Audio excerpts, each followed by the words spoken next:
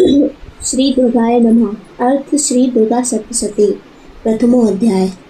प्रथम चरित्र के ब्रह्मा ऋषि, महाकाली देवता, गायत्री, छंद, नंदा, शक्ति, रक्तदंतिका, बीज, अग्नि तत्व और ऋषि वेद स्वरूप है। श्री महाकाली देवता की प्रसन्नता के लिए प्रथम चरित्र के जप में विनियोग किया जाता है। भगवान विष्णु के सो जाने पर मद और कैटभ को मारने के लिए कमल जन्मा ब्रह्मा जी ने जिनका स्तवन किया था, उन महाकाली देवी का मैं सेवन करता हूँ। वे अपने 10 हाथों में खड़ग, चक्र, गदा, बाण, धनुष, परिघ, शूल, मुशुंडी, मस्तक और शंख धारण करती हैं। उनके 3 नेत्र हैं। वे समस्त अंगों में दिव्य आभूषणों से विभूषित हैं। उनके शरीर की कांति नीलमणि के समान है तथा वे 10 मुख और 10 पैरों से युक्त है।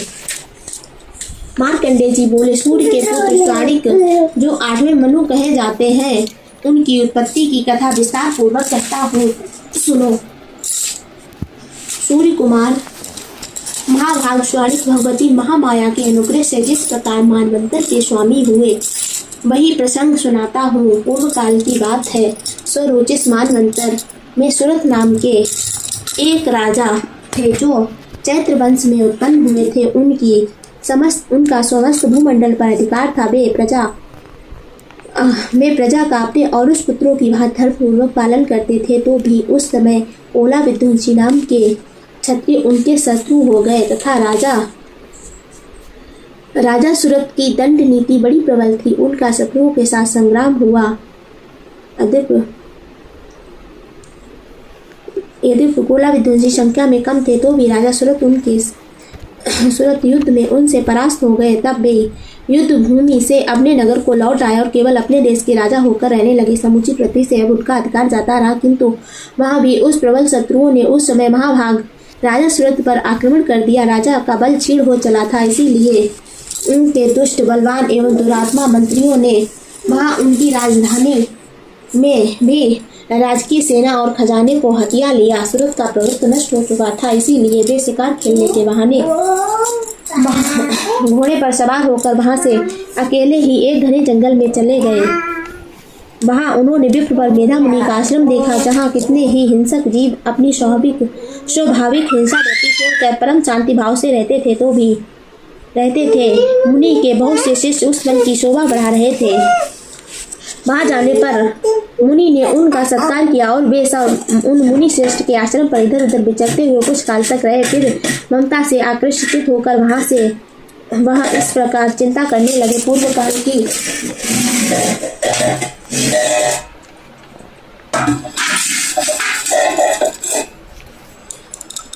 पूर्व काल में मेरे पूर्वजों ने जिसका पालन किया था, वही नगर आज मुझसे रहित है। पता नहीं मेरे दुराचारी भ्राता उसकी धर्मपूर्वक रक्षा करते हैं या नहीं। जो सदा मत की वर्षा करने वाला और शूरवीर था, वह मेरा प्रधान हाथी अब शत्रुओं के अधीन होकर न जाने किन भोगों को भोगता होगा। जो लोग मेरी कृपा, धन और भोजन पाने से सदा मेरे पीछे पीछे चलते थे, वे निश्चय ही अब दूसरे राजाओं का अनुसरण करते होंगे। उन अभ्ययी लोगों के द्वारा सदा खर्च होते रहने के कारण अत्यंत कष्ट से जमा किया हुआ वह मेरा खजाना खाली हो जाएगा। ये तथा और भी कई बातें राजा सुरथ निरंतर सोचते रहते थे। एक दिन उन्होंने महाविप्र वन मेधा मुनि के आश्रम के निकट एक वैश्य को देखा और उससे पूछा, भाई तुम कौन हो? यहाँ तुम्हारे आने का क्या कारण है? तुम क्यों शोकग्रस्त और मनमने से दिखाई देते हो? राजा सुरथ का यह प्रेम पूर्वक कहा हुआ वचन सुनकर वैश्य ने विनीत भाव से उन्हें प्रणाम करके कहा। वैश्य बोला, राजन, मैं अधर्मियों के कुल में उत्पन्न एक वैश्य हूँ। मेरा नाम समाधि है। मेरे दुष्ट स्त्री पुत्रों ने धन के लोभ से मुझे घर से बाहर निकाल दिया है। मैं इस समय धन, स्त्री, पुत्र और पुत्रों से वंचित हूँ। मेरे विश्वसनीय बंधुओं ने मेरा ही धन लेकर मुझे दूर कर दिया है, इसीलिए दुखी होकर मैं वन में चला आया हूँ। यहाँ रहकर मैं इस बात को नहीं जानता कि मेरे पुत्र, स्त्री और स्वजनों की कुशल है या नहीं। इस समय घर में वे कुशल से रहते हैं अथवा उन्हें कोई कष्ट है।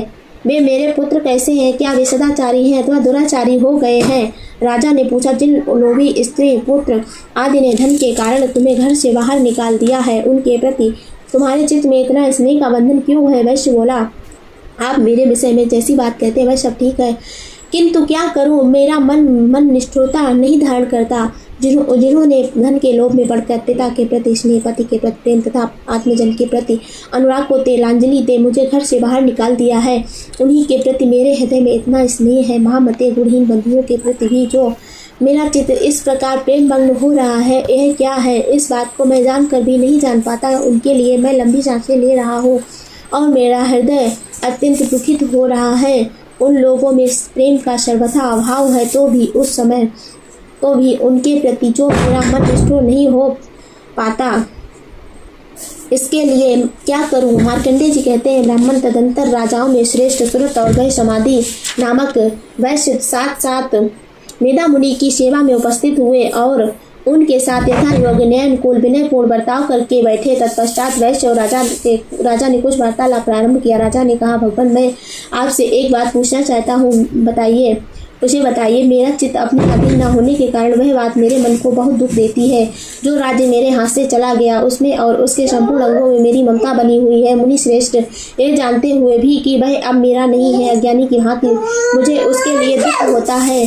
यह क्या है? इधर यह वैश्य भी घर से अपमानित होकर आया है, उसके पुत्र, स्त्री और भ्रातृओं ने उसे छोड़ दिया है, स्वजनों ने भी उसका परित्याग कर दिया है, तो भी यह उनके प्रति अत्यंत हार्दिक स्नेह रखता है। इस प्रकार यह तथा मैं दोनों ही बहुत दुखी हैं। जिसमें प्रत्यक्ष दोष देखा गया है, उस विषय के लिए भी हमारे मन में ममता जनित आकर्षण पैदा हो रहा है।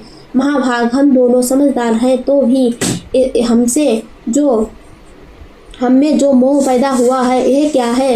विवेक शून्य पुरुष की भांति मुझमें और इसमें भी यह मूर्ता प्रत्यक्ष दिखाई देती है। ऋषि बोले, महाभाग, विषय मार्ग का ज्ञान सब जीवों को है, इसी प्रकार विषय भी सबके लिए अलग अलग है। कुछ प्राणी दिन में नहीं देखते और दूसरे रात में ही नहीं देखते, तथा कुछ जीव ऐसे हैं जो दिन और रात्रि में भी बराबर ही देखते हैं। ठीक है कि मनुष्य समझदार होते हैं, किंतु केवल वे ही ऐसे नहीं होते। पशु पक्षी और मृग आदि सभी प्राणी समझदार होते हैं। मनुष्यों की भांति मनुष्यों की समझ भी वैसी ही होती है जैसे मृग और पक्षियों की होती है, तथा जैसी मनुष्यों की होती है वैसी ही उन मृग पक्षी आदि की होती है। तथा अन्य बातें भी प्रायः हम दोनों में समान ही हैं। समझ होने पर भी इन पक्षियों को तो देखो, ये स्वयं भूख से पीड़ित होते हुए भी मोहबस बच्चों की चोट में कितने चाव से अन्न के दाने डाल रहे हैं। नरश्रेष्ठ, क्या तुम नहीं जानते कि ये मनुष्य समझदार होते हुए भी लोग बस अपने किए हुए उपकार का बदला पाने के लिए पुत्रों की अभिलाषा करते हैं? तदपि उन सब में समझ की कमी नहीं है। तदपि वे संसारिक स्थिति जन्म मरण की परंपरा बनाए रखने वाली प्रकृति महामाया के प्रभाव द्वारा ममता में भ्रमर से युक्त मोह के गहरे गर्त में गिराए गए हैं। इसीलिए इसमें आश्चर्य नहीं करना चाहिए जब ईश्वर भगवान विष्णु की योग निद्रा रूपा जो भगवती महामाया है, उन्हीं से यह जगत मोहित हो रहा है। वे ही भगवती महामाया देवी ज्ञानियों के भी चित्त को बलपूर्वक खींचकर मुंह में डाल देती हैं। वे ही इस संपूर्ण चराचर जगत की सृष्टि करती हैं तथा वे ही प्रसन्न होने पर मनुष्यों को मुक्ति के लिए वर प्रदान करती हैं, वर देती हैं। वे ही पराविद्या, संसार बंधन और मोक्ष की हेतुभूता सनातनी देवी तथा संपूर्ण ईश्वरों की भात भी आधीश्वरी है। राजा ने पूछा, भगवान, जिन्हें आप महामाया कहते हैं, वे देवी कौन है? ब्राह्मण, उनका आविर्भाव कैसे हुआ है तथा उनके चरित्र कौन कौन है? ब्रह्म देवताओं में श्रेष्ठ महर्षि उन देवी का जैसा प्रभाव हो, जैसा स्वरूप हो और जिस प्रकार प्रादुर्भाव हुआ हो, वह सब मैं आपके मुख से सुनना चाहता हूँ। ऋषि बोले, राजन, वास्तव में तो वे देवी नित्य स्वरूपा ही है, संपूर्ण जगत उन्हीं का रूप है तथा उन्होंने समस्त विश्व को व्याप्त कर रखा है। यद्यपि उनका प्राकट्य अनेक प्रकार से होता है, वह मुझसे सुनो। यद्यपि वे नित्य और अजन्मा है, तदपि जब देवताओं का कार्य सिद्ध करने के लिए प्रकट होती है, उस समय लोक में उत्पन्न हुई कहलाती है।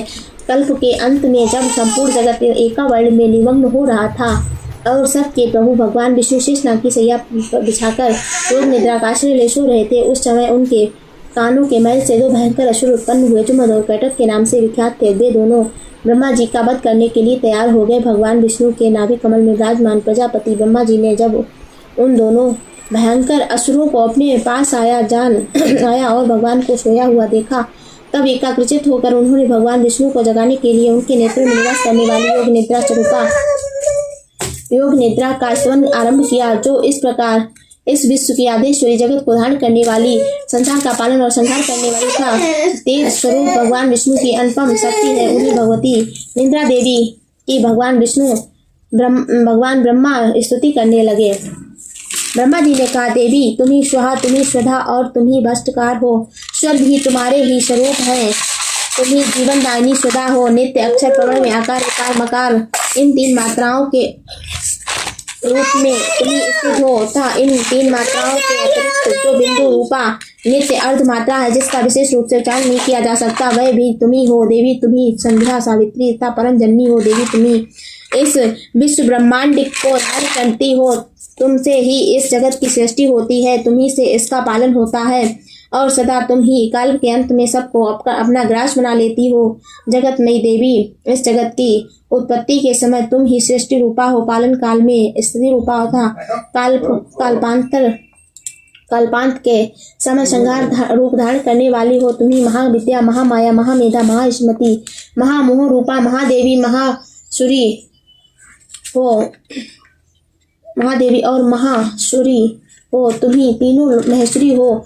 तुम ही तीनों गुणों को उत्पन्न करने वाली हो। सबकी प्रकृति हो। भयंकर कालरात्रि, महारात्रि और मोहरात्रि भी तुम ही हो। तुम ही ईश्वरी, तुम ही हिम और तुम ही बोध रूपा हो। बोध स्वरूपा हो। बुद्धि हो, लज्जा हो, पुष्टि हो, तुष्टि हो, शांति हो, क्षमा भी तुम ही हो। तुम खड़ग धारणी, शूल धारणी, घोर रूपा तथा गदा, चक्र, शंख और धनुष धारण करने वाली हो। बाण, भुसुंडी और परिख ये भी तुम्हारे ही अस्त्र हैं। तुम सौम्य और सौमंतर हो। इतना ही नहीं, जितने भी सौम्य एवं सुंदर पदार्थ हैं उन सबकी अपेक्षा तुम अत्यंत सुंदरी हो। पर और अपर सबसे परे रहने वाली परमेश्वरी तुम ही हो। स्वरूप स्वरूपे देवी तुम कहीं भी सत असत रूप जो कुछ वस्तुएं हैं और उन सब की शक्ति है वह तुम ही हो। ऐसी अवस्था में तुम्हारी स्थिति क्या हो सकती है? जो इस जगत की सृष्टि, पालन और संहार करते हैं, उन भगवान विष्णु को भी जब तुमने निद्रा के अधीन कर दिया है, तब तुम्हारी स्तुति करने में यहाँ कौन समर्थ हो सकता है? मुझको भगवान शंकर को तथा भगवान विष्णु को भी तुमने ही शरीर धारण कराया।